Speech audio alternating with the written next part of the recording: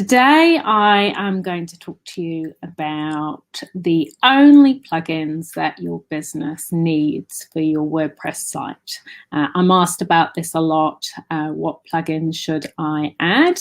And a lot of people fall into the trap of wanting to install millions and millions of plugins. I'm exaggerating slightly, but loads and loads of plugins onto their website because they feel a little bit like a child in a sweet shop.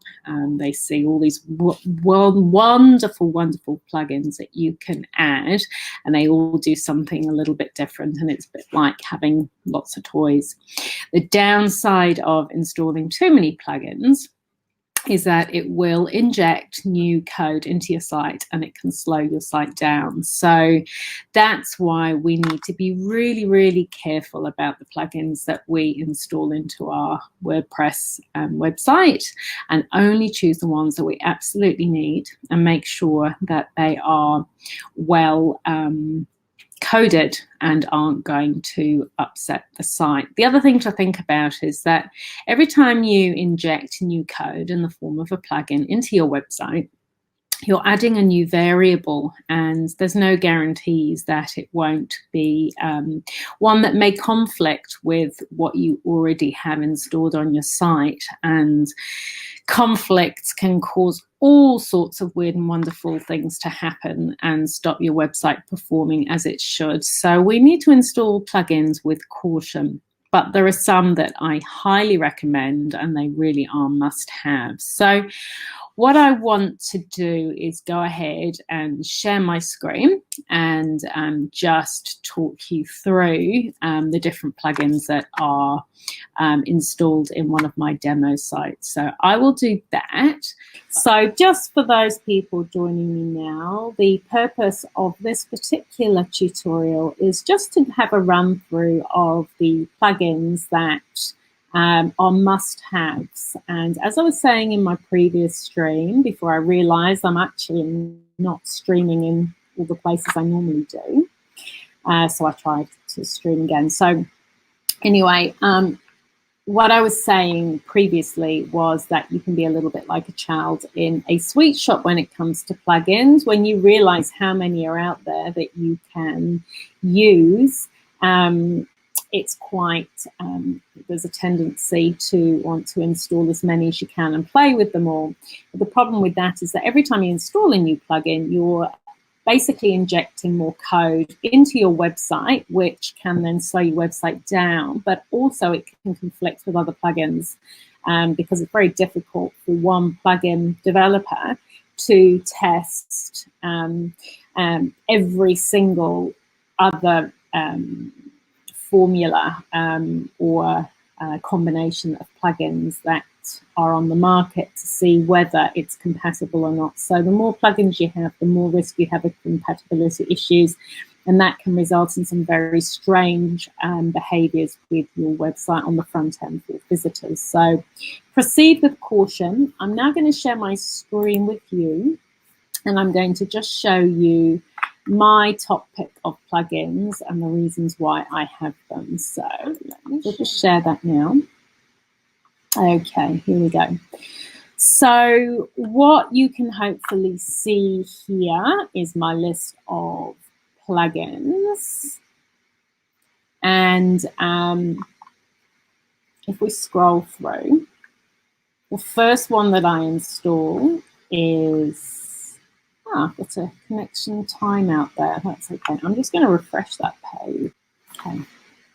So I have been going through a process of just updating some of the plugins that need updating. And that's a really important thing to do because those updates are generally there because the developers of the plugins have found that either there are security vulnerabilities that need patching, or conflict issues, or often if WordPress has an update, then the plugins need to update too so that they are in line with the core updates. There can be lots of reasons, but it's really, really important to keep your plugins up to date. And if you don't, then you risk your site being hacked. And something I've actually noticed with one of my sites, an e-commerce site, is that if I don't keep things up to date, then the links through to my products disappear, which means that I lose business because people can't click through when they see products and purchase them. So that's really important to keep on top of. Okay, so I've gone through and I've updated the plugins. I seem to have an issue with Updraft Plus for some reason. Not sure why, but we can try and reinstall that one now. It says the plugin file does not exist. Let's have a look. So we'll go into Add New. And I am going to try and reload it. Now, it may not let me if the file exists in the cPanel file manager. It's not going to let me, but I'm going to give it a go because it's a good plugin that I do recommend. There are other ones, but I like this one because it's maintained, and a lot of others aren't. Let's have a look. Updraft Plus. Here we go. I'm going to give this a go. You can tell it's a popular plugin because it's got 2+ million active installs, and it was last updated 3 weeks ago. So you know it's a good bet from those, from that alone. All right, let's have a look. So that's installing. Hopefully it won't take too long. Okay, so installation failed. All right, so I'm actually going to, and that's because the destination folder is already there. So what I can do, and I can demonstrate this for you actually. Let's demonstrate it. So I am going to go in to my host, and I'm going to give you an impromptu demonstration I didn't plan on doing, but we can do it anyway. So this particular site is with, let me think, this one I think is actually with Inno Hosting. So we'll go in there and let me see which one will let me. Let's try this one. So I'm going to go into the back end, the hosting end, and I'm going to find that file and I'm going to delete it. And then it will allow me to reinstall that particular plugin. So let's have a look at that. Okay, so this is the cPanel. And if I go into my file manager here, then it will have a list of all the websites that I currently have installed. So I have sites installed for all the people doing the challenge or who've taken on a free website. And their hosting is coming to an end now. And those that don't want to take up the hosting, just to let you know, I will need to close down your hosting. It's on my to-do list. So do let me know if you want to continue and take over the hosting. All right, so here's my demo site. Now, my demo site has 3 main folders: admin, content, and includes. I'm going to go into the content. And in the content is where the plugins and the themes and various other bits and pieces are stored. Now, I need to go into the plugins folder. And as you can see, this is where all of the plugins that are installed on the website are listed. And I have got, let me see, where is it? I'm looking for Updraft Plus. Now, the problem is that Updraft Plus, for whatever reason, isn't working. And I can't reinstall Updraft Plus from WordPress because the corrupted file is still there. So there's no space for it. So what I have to do is come in here to Updraft Plus. And if I right-click, I can delete that altogether. So I am going to delete that folder. Gone. Okay. Now, if I want to go back to my demo site now, there'll be no trace of that plugin. And so in theory, remembering we're live and anything can happen when you're live, that should have completely gone. So now, in theory, I should be able to go add new. I should be able to go in and go to updraft. And when that comes up, I should, in theory, be able to install it now. And WordPress should find that there is space for that folder to be installed in File Manager, which is in cPanel that you saw before. And that is accessible through your host. Okay, so it's certainly trying to install, so that is a really good sign. My computer's quite slow. Okay, so what we see is that Updraft Plus has correctly installed the plugin because we've made room for it by removing the old folder with the corrupted file. So I'm going to activate that now.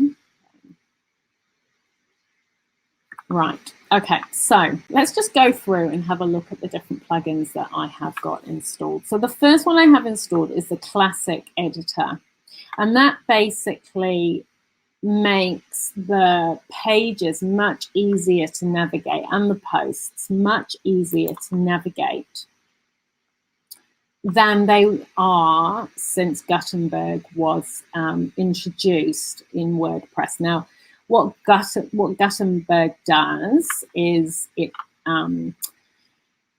has introduced a block system like a lot of the page builders use, but it's not quite there yet. And I'm sure in subsequent updates it will get better and be more manageable, but at the moment it really isn't. So let's say I go to my blog page and I click edit.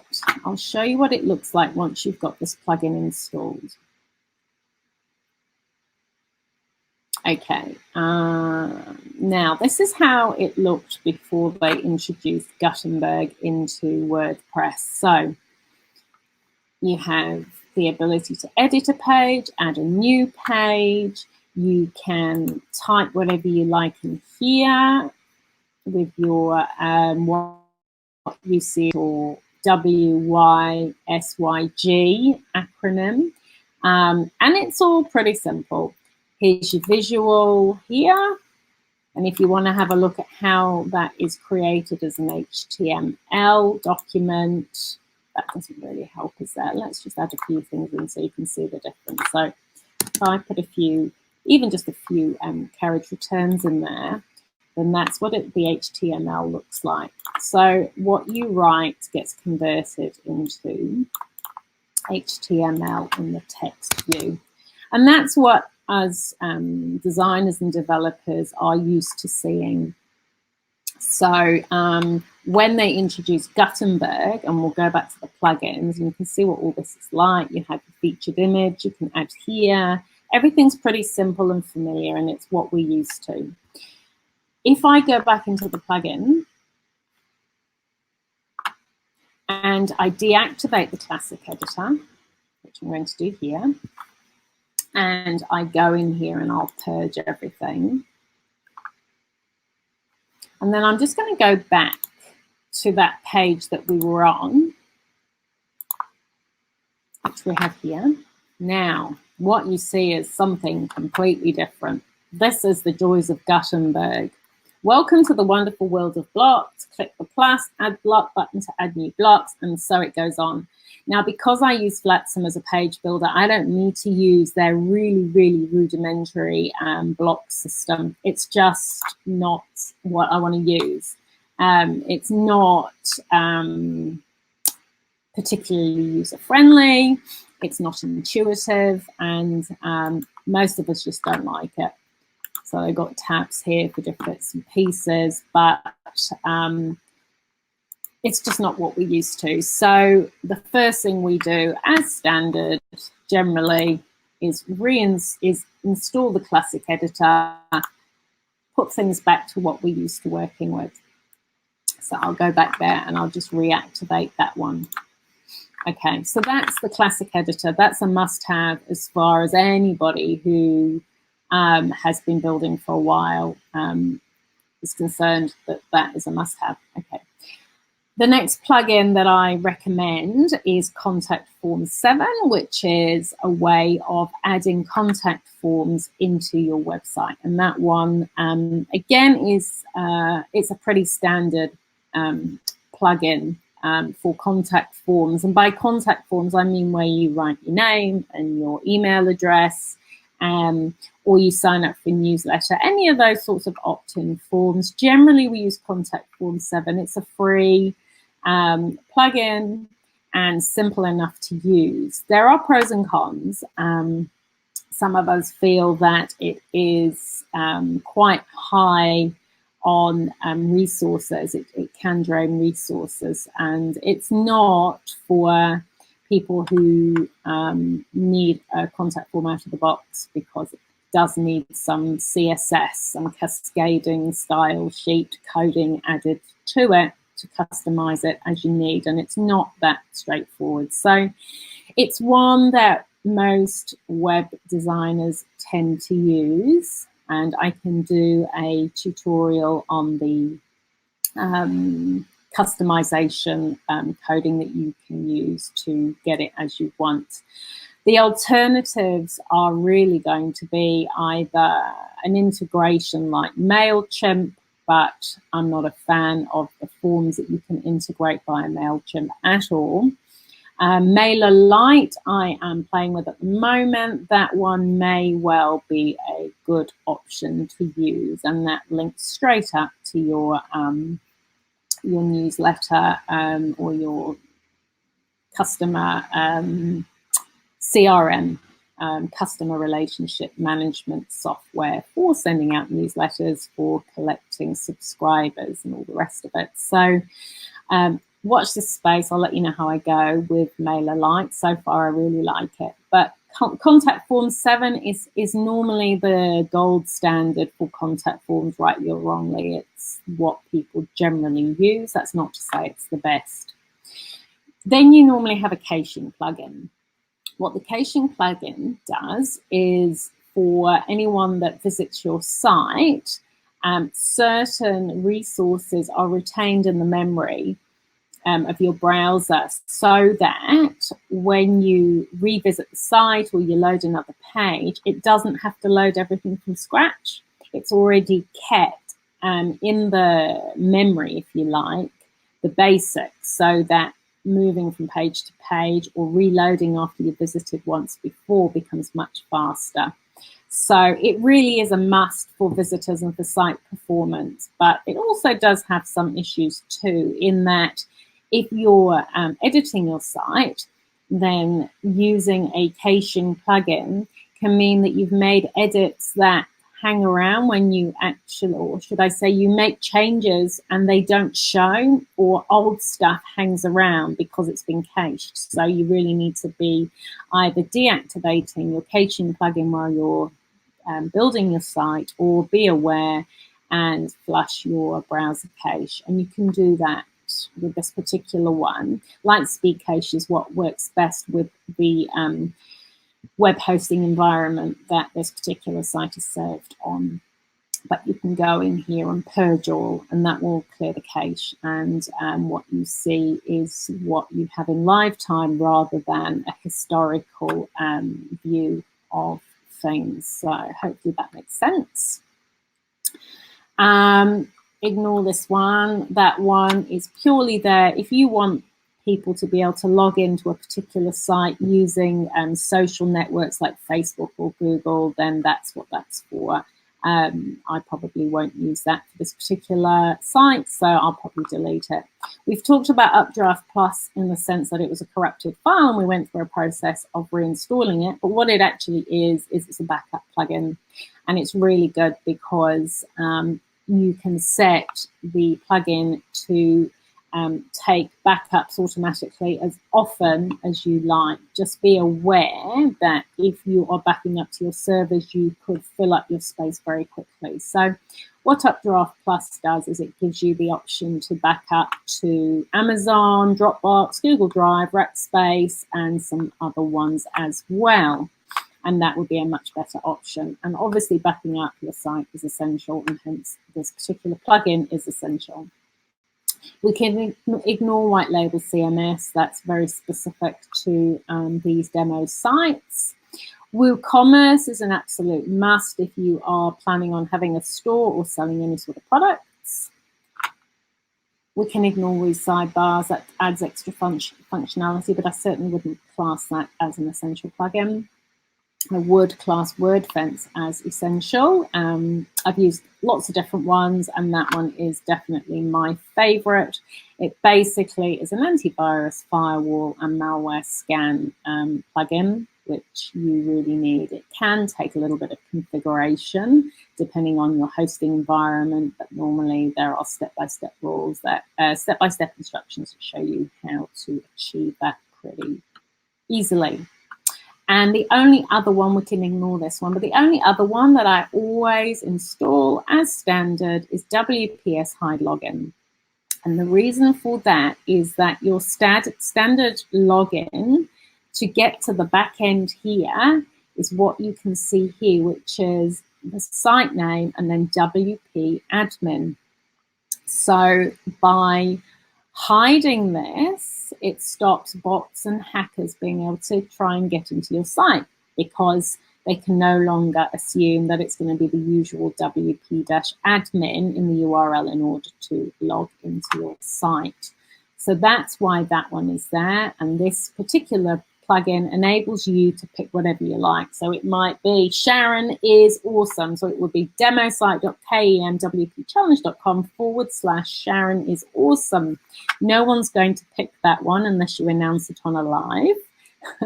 It's not one I'm using, it's one I've just made up, but it's a way of preventing the bots and the hackers getting into your site.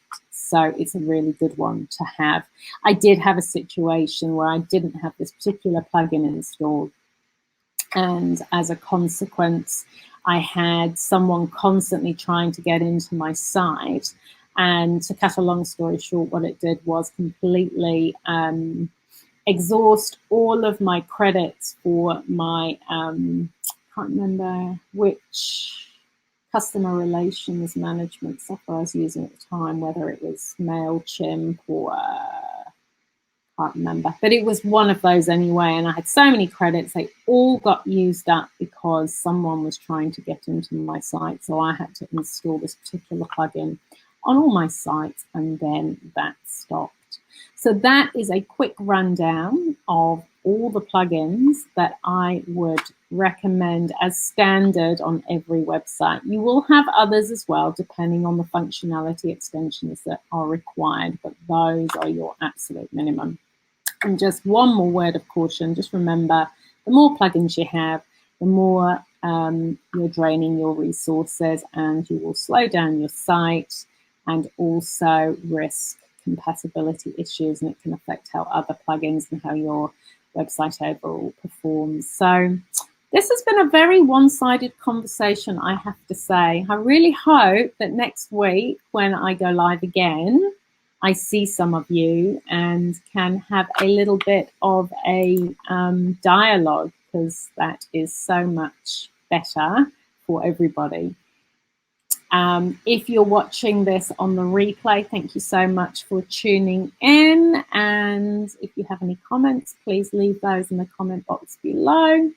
I will be repurposing this content and sending it out in various different forms, so watch this space. I will sign out now. Thanks so much for everybody who watched, and I will see you again next week. See you later. Bye-bye.